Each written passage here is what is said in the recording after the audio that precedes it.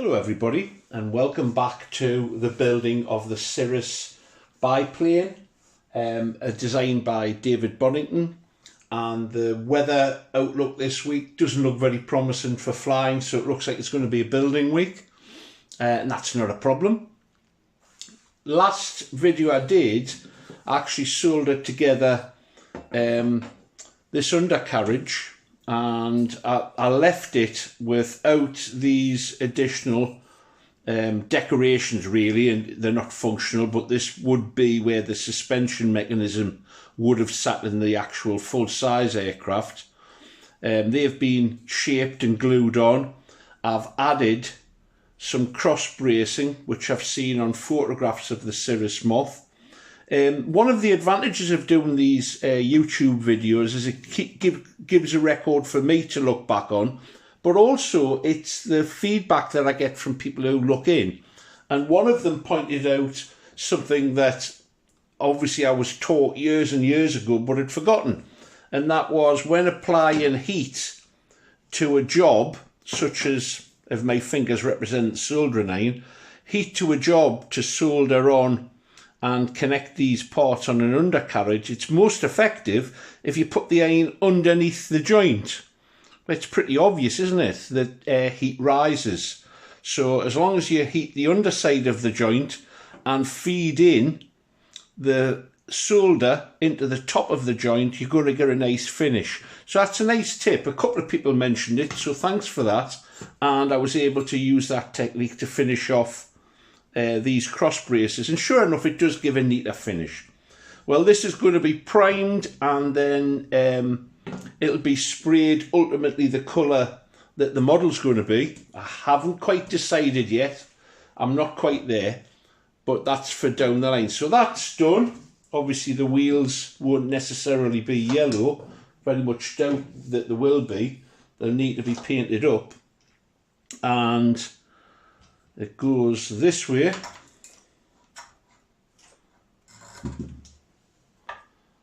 and it sits about there.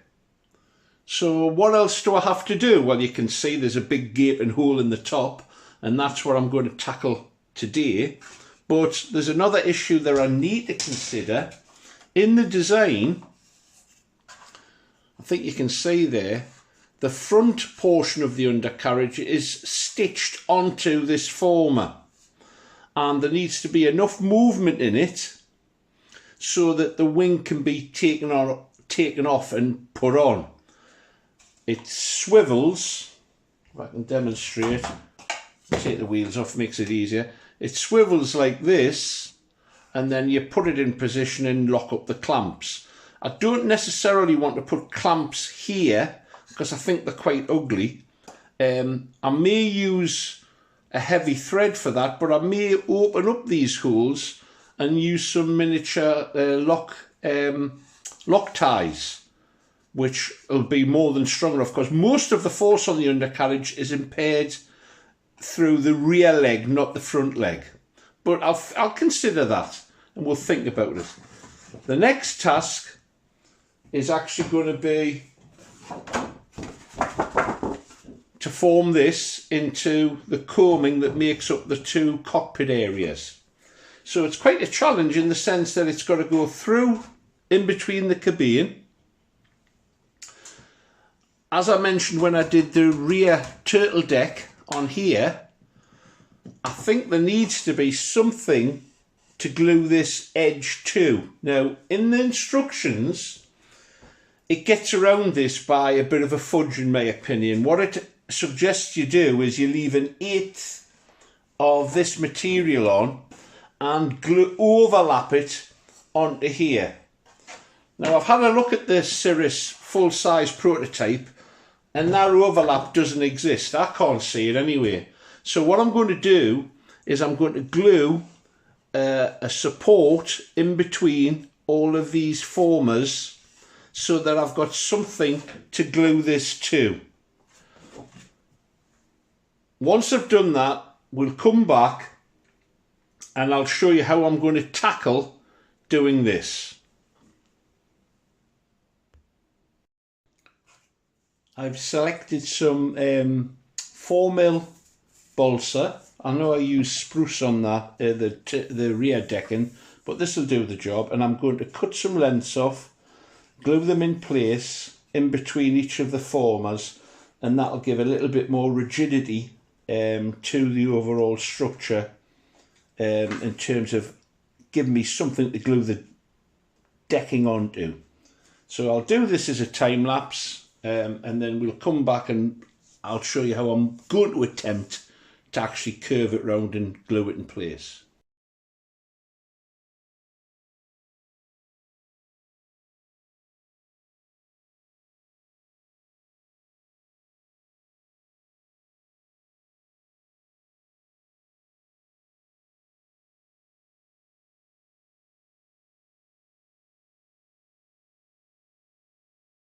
Once I'm done with these additional supports added, and I've also decided, just to hold things a little bit firmer, to add a support across the top here between the front and the rear cockpit area, and also here, although that one's in ply, it's less of an issue. This one could do with supporting.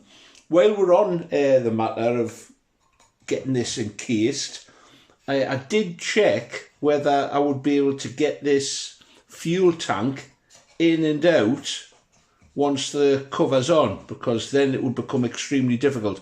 And you never know, I've had fuel lines come loose and tubing perish and clunks fall off, and you need to get to them. So it will be possible to pull this tank out and get it out from underneath. And this particular make of tank, GP, it's got a little, don't know if you can see that, yeah, it's got a little hole in the back that you can put something through, and I've put a thread on. Really clever additional idea that means you can pull the tank out. So really nice to see that. I'm impressed with that. I'm not so sure about this bend pod, but never mind. Crack on. I'll do the other side and then we'll talk about forming the cockpit area itself.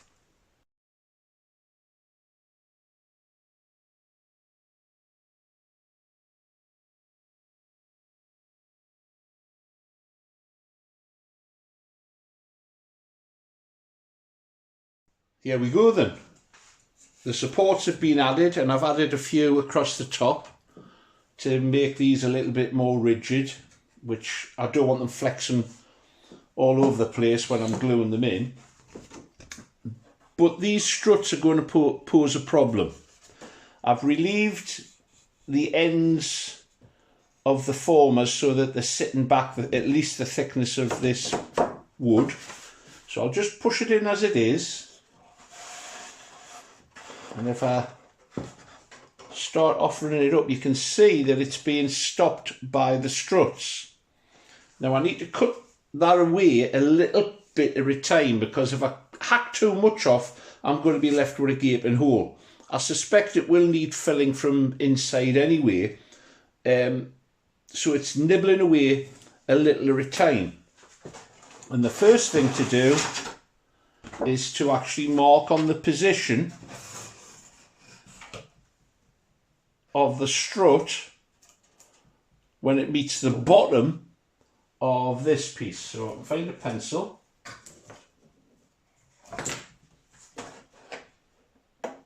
and line this up. We have here, here, and here. I've got a little bit further to indicate that that's at an angle. And what I'm going to do is just cut a little piece out, a little at a time, perhaps 1/4 inch or so, and then offer it up and see how it pans out. So if I take a small amount off here, it's almost easier, I think, cutting this with scissors. Actually, I might resort to them. And this one's at a slight angle.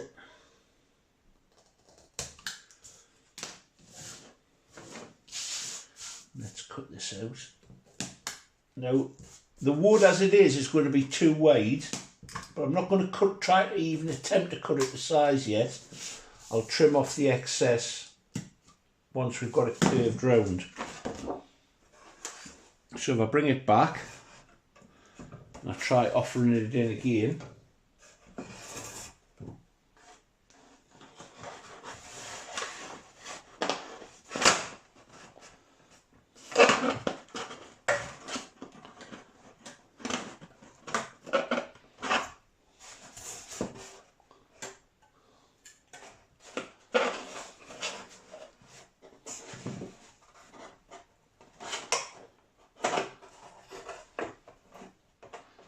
still a problem.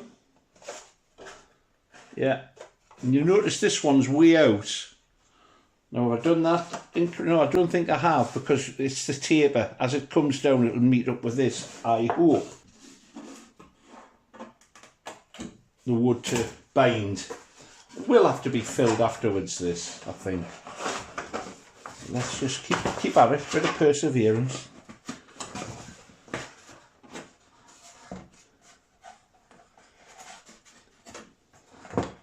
Closer, closer.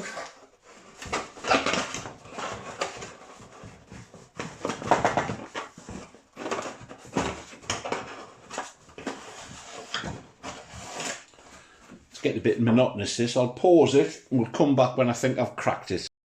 Having spent some time carefully cutting out the cockpit area, here's the cockpit opening. It's marked on the plan here, and I've pricked it out onto some card, which I'll now transfer a line onto the plywood that I've been fettling with for the last hour or so. I hope you can see the pinpricks there. I'm just going to join the dots.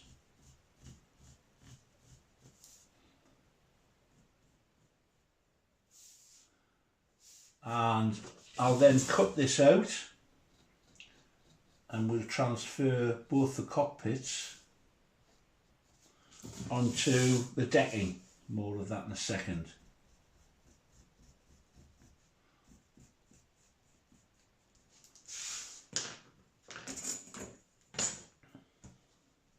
Of course, there's two of these needed because this was essentially used as a training aircraft. One for the instructor and one for the learner pilot. I'm going to draw through the centre line, which will help me line it up, and I mark that with a double pin hole so I can line this up on the deck. I'll cut this out and then we'll see how it works. Here we go then. After lots of fiddling and the curse jars overflowing, I've managed to form the deck. Let's see if I can take this out without wrecking it. It's not glued in, of course. And as you can probably hear, quite a tight fit. Tight fit because obviously I don't want any gaps.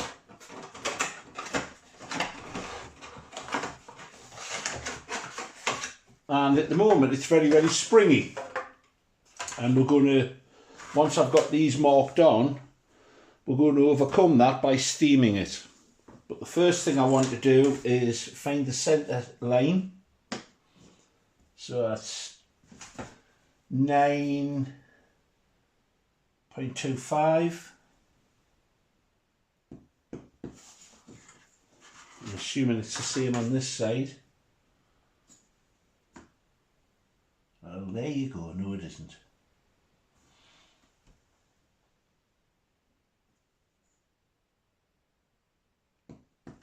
If I join these two together,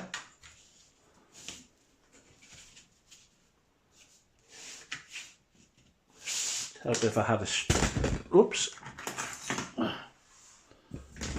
would help if I had a longer ruler, but never mind, I'll do it like this.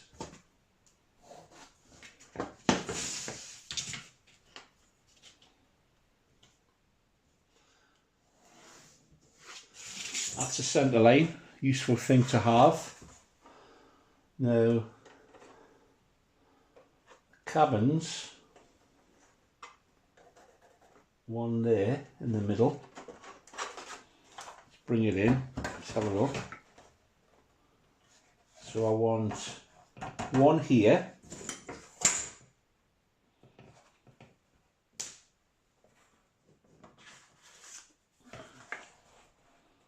Want that to sit in the centre. Just marking it so I don't end up hacking holes through where the formers are. Wouldn't be the first time I'm sure that had happened.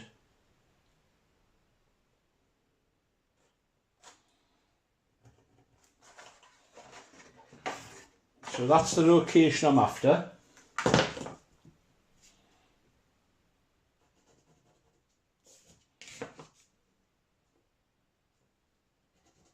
And now I can use my template. Of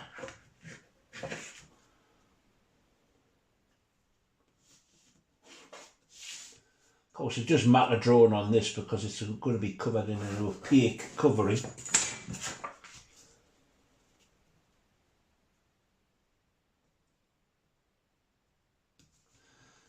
I draw around the cockpit itself. Zoom in a little way so you can see what I'm doing.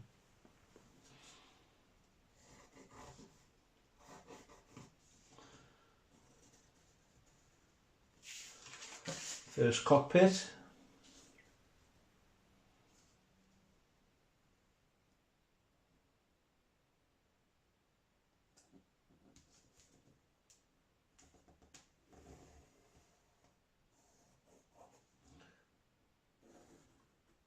Now I've just assumed that these are in the centre of those spacing. I'm going to check the plan. I'm not doing anything silly.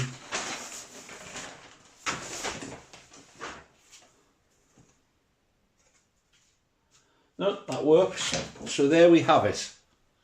Marked out. It's not going to be cut out yet because if you try to bend this with those apertures cut out, it'll pull as it's pulled around these as you twist it round.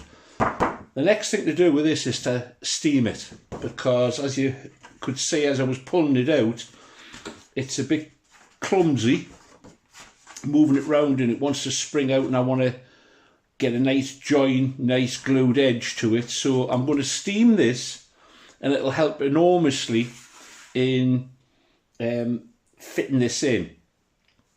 I'll wet the surface first on the outer side, apply the steam from the kettle, and then I'll bring it back and you can see how much easier it is installing it.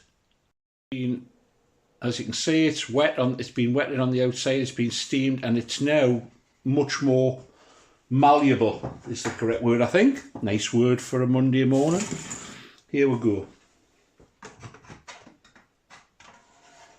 Feed it through. It's a lot easier to do so now than it was before.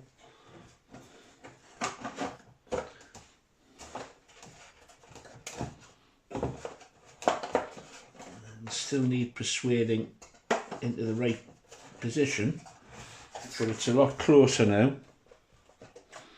And what I'll do is I'll start with one side, glue one side down and pull it over to the other side.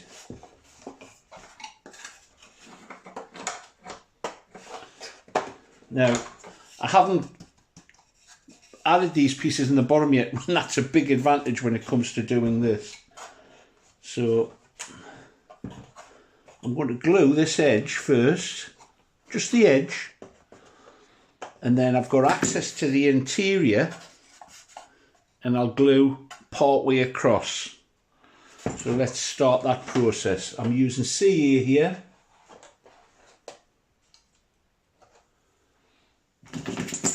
Get a nice edge, nice new end to this. Run the CA in.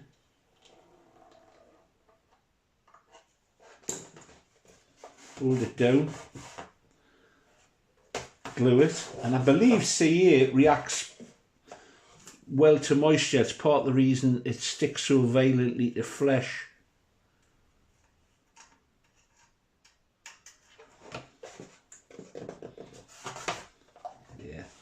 I know rubbing my hand over the CA glue to wipe it off is not a clever idea.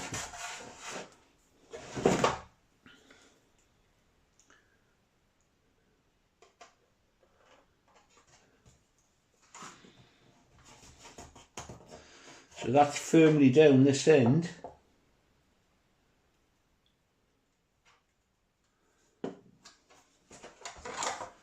We've got a fighting chance now, I think. Before it was steamed, it would have been extremely awkward to pull over. So I'll let that dry, and then I'll go onto the interior and I'll start gluing to the inside, ensuring that it's going round evenly all the way. So let's apply a little bit here. Flintstone modelling, a dabba glue. Hold it in place. And I'm going to get something else now which will actually help this process, and that's CA kicker or CE activator. And I can give that a squirt and it's going to hold. That's gone okay, but it could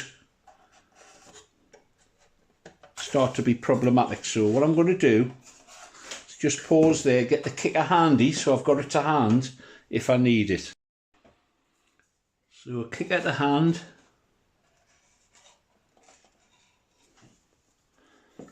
I'm applying pressure with my left hand here, the upper hand on the video, to hold that in place.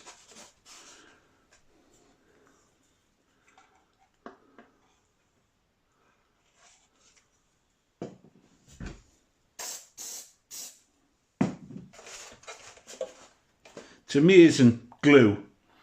It has its limitations. I think I've mentioned before it can be rather brittle, but on applications like this, it takes some beating. It definitely does.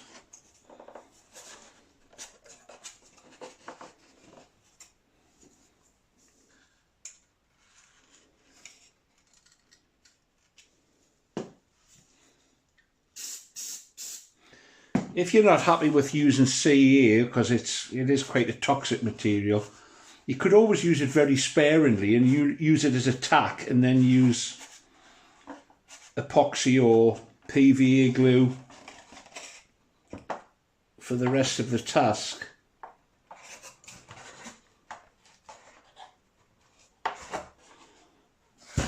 Whoops. So what I'll do is I'll carry on gluing this round, and then we'll come back and see what it's like when it's all in place.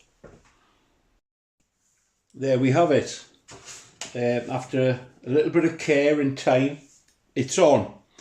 And now to cut out the cockpit openings, and for that it really does need a brand new blade. So although I haven't had that one in very long, I'm going to start with a brand new blade and carefully go around the pencil line that I marked on.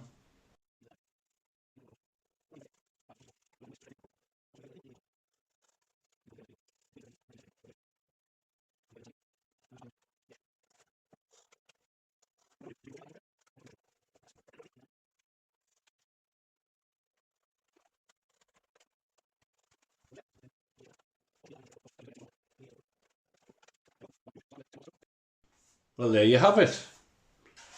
Two cockpits cut out. They'll need a little bit of tidying up. Perhaps there'll be some internal cockpit detail going in there. Why not?